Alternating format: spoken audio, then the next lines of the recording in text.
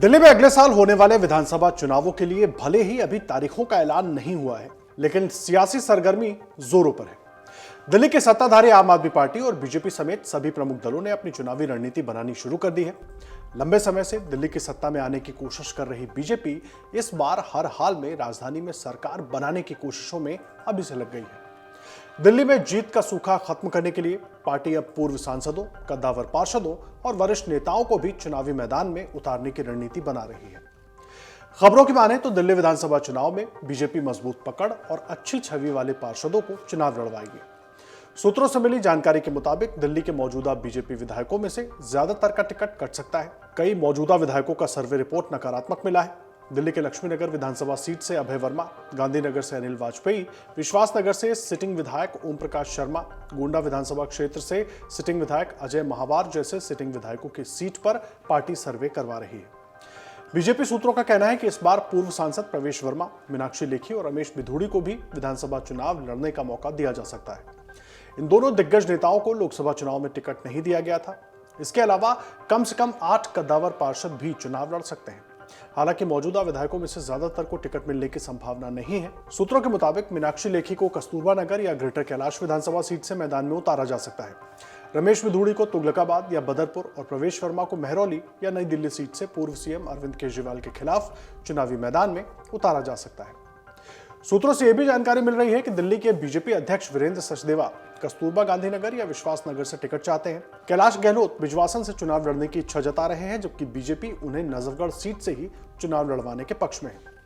Delhi BJP के पूर्व अध्यक्ष सतीश उपाध्याय मालवीय नगर से चुनाव लड़ना चाहते हैं। आपको बता दें कि रमेश बिधूड़ी और प्रवेश वर्मा दोनों को विधायक के रूप में काम करने का पहले का अनुभव है।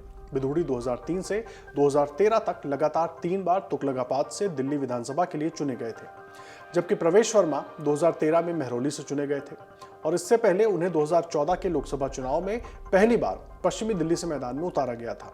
तो वहीं विधानसभा चुनाव का टिकट पाने की उम्मीद में कार्यकर्ता और पार्टी नेता हर दिन अपना बायोडेटा लेकर दिल्ली बीजेपी कार्यालय में हाजिरी लगा रहे हैं। दिल्ली इकाई के वरिष्ठ बीजेपी नेताओं का कहना है कि दिल्ली विधानसभा चुनाव के लिए पार्टी की ओर से दिसंबर के मध्य में उम्मीदवारों के नामों का ऐलान किए जाने की संभावना है। उन्होंने यह भी कहा कि उम्मीदवार चयन प्रक्रिया से पहले पार्टी की ओर से सर्वे कराया गया है। बीजेपी नेताओं का कहना है कि सर्वे के आधार पर 70 सीटों में से हर सीट पर 3 संभावित उम्मीदवारों के नाम तय किए गए हैं। संभावित नामों की सूची पार्टी के शीर्ष नेतृत्व को भेजी गई है। अब पार्टी के राष्ट्रीय नेता इस सूची में से पार्टी उम्मीदवारों के बारे में आखिरी फैसला करेंगे। जानकारी के मुताबिक संसद सत्र के बाद बीजेपी दिल्ली में अपने उम्मीदवारों की पहली सूची जारी कर सकती है। साल 1998 से दिल्ली में बीजेपी सत्ता से बाहर है। अब अगले साल फरवरी में होने वाले विधानसभा चुनावों के लिए पार्टी पूरी ताकत लगा रही है। हालांकि अब तक पिछले कुछ विधानसभा चुनावों से आम आदमी पार्टी ने दिल्ली पर अपना दबदबा बनाए रखा है। बीजेपी को साल 2015 में 3 और 2020 के विधानसभा चुनाव में 8 सीटें ही मिली थी। हालांकि इस बार बीजेपी के नेताओं का कहना है कि आपने अपनी विश्वसनीयता खो दी है। भ्रष्टाचार के आरोपों, पानी की आपूर्ति, सड़कों और सार्वजनिक परिवहन की खराब स्थिति और प्रदूषण जैसे मुद्दों के कारण आम आदमी पार्टी की छवि काफी खराब हुई है। दिल्ली की मौजूदा विधानसभा का कार्यकाल 23 फरवरी 2025 को खत्म होगा। इससे पहले कभी भी चुनाव करवाए जा सकते हैं। फिलहाल दिल्ली में आम आदमी पार्टी की सरकार है। आपको इसी साल लोकसभा चुनाव से पहले तब झटका लगा जब इसके मुखिया अरविंद केजरीवाल को ईडी ने गिरफ्तार कर लिया। मार्च 2024 में शराब नीति घोटाले से जुड़ी मनी लॉन्ड्रिंग मामले में ईडी ने केजरीवाल की गिरफ्तारी की थी। 13 सितंबर को आम आदमी पार्टी के मुखिया अरविंद केजरीवाल को सुप्रीम कोर्ट से सशर्त जमानत मिल गई।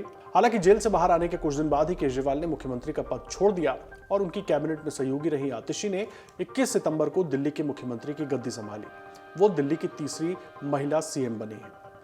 अब देखिए, दिल्ली में बीजेपी पूरी तैयारी में है कि आप पर वो किस तरह से भारी पड़े। अब बीजेपी की रणनीति कितनी काम करती है, ये देखने वाली बात होगी। अगर आप ये वीडियो YouTube पर देख रहे हैं तो हमारे चैनल को सब्सक्राइब कर बेल आइकन दबाएं और Facebook पर देख रहे हैं तो हमारे पेज को लाइक करें।